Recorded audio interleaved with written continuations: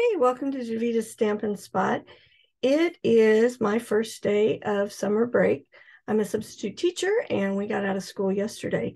So starting it off with trying to add some things to the Facebook page so you get a little more value out of it. So today I want to share with you kind of a step up from the technique card that I showed on my emails and pictures for class next week. So I'm going to flip the camera around here and we'll get started. Did you see how messy my office is? Instead of playing, I really should be cleaning, but this is more fun. So these are the 4 square decorative masks that we have for sale in the new catalog. They're $10. There is this pattern, which we're going to use today. Then there's some squares. These other 3 I have not tried yet. Can you see it there? Isn't that pretty? This one. And then these little stars, I think are X's, which I think are really fun. So for the technique card, which is this one, what I did was I put the mask down with my paper here, and I just grabbed the blending brush and added the color. But as I was doing cleaning today, I came across my embossing paste. I thought, that would be really cool. So I'm going to play with it a little bit and let you watch. I'll line it up here. The nice thing is I'm using the mask to help me make sure it's straight. So this is our embossing paste. Just opened it up, this package this morning, so it's really nice and juicy. And I'm going to the first one, I'm just going to apply it straight on.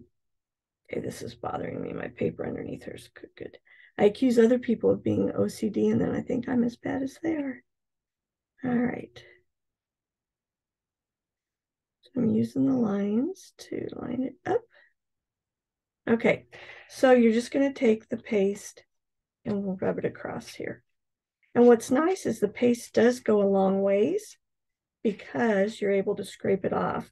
I always think of frosting. It's kind of like frosting a cake. Now, one thing I like, you can, if you want the whole thing covered, cover the whole thing. I kind of like it if it looks kind of like a wall where it's the plaster's peeling off.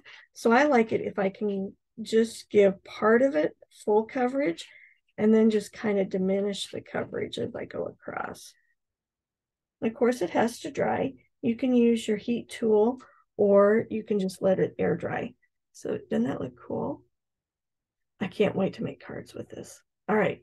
So if you come to class next week, Wednesday night at 7 or, oh, I got some ink or paper. Wednesday night at 7 or Thursday at 4. I will tell you my Thursday 4 class fills up pretty quickly. So if you want to come to that one, make sure you let me know pretty quickly. All right, so I'm going to lay my mask back down. Now I'm going to add that color to the paste. And if you've been with me a long time, you've done this before. But do you know how you learn things and then you forget about them? That's kind of where I feel like I am. I haven't played with the paste. It's been, I bet, a couple years since we've played with paste. So even my current gals hopefully will have some fun with this. All right, so now what I'm going to do is I'm going to take some of the paste and I'm going to put it on my silicone mat. If you don't have a silicone mat, you need to get one. They are so useful. You can use them so many ways. For a while, Stampin' Up! Took them off our website and people were like, no, we need them. So they brought it back per our request.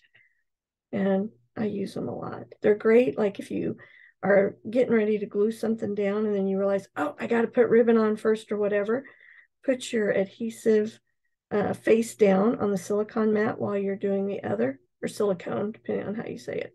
And it will stick to your paper after you have it on here, but it won't stick to the mat. So it just kind of saves it. All right. So I've added in just a little bit of the pebbled path. It's one of our new in colors. And I'm going to just start wiping it across here. Can you start to think of all the possibilities with this? And the paste just adds awesome dimension to your card. So on this one, I kind of want to make it like it goes from dark color to lighter color. So I'm going to put the heavier color here on the first part.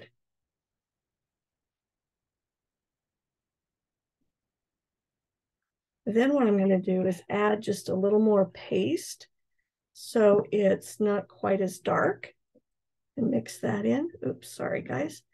Stuff's moving around. Now, if you have a heavy hand, and you guys know who you are, you might want to tape down your paper. And in my instruction sheet, that's what I suggested doing so that your stuff doesn't move around. Okay, so that was darker. Now I'm going to put this on. It's going to be a little bit lighter because I added more white to it. Now, last time I didn't have enough paste when I tried this before I started the video, and this time I've got too much. All right, so I'm going to stop with that, and I'm going to come back with just white here and add in just white on this side. So it goes from dark to medium to light. And it did pull in a little of the color, which is kind of nice, so it's not stark white. It's just mixing it in. All right, you ready to see this? I think this is so cool. Look at that. I'll hold it up so you can see it better. Look at that. Isn't that fun? So come to class next Wednesday at 7 or Thursday at 4, and we'll play with this paste. You can make the designs and then put them on your cards, and then also make some samples to put in your instruction sheet if you want to create a binder. So reach out to me if you're not sure on how all of that works. I've got a lot of gals that are making a binder. Let's see, I had mine downstairs. I don't think I brought it back up yet. I'll put a picture of the binder that I make for you that you can add your instruction sheets to. You'll see that on a short video sometime soon. Hope you enjoyed this. Bye.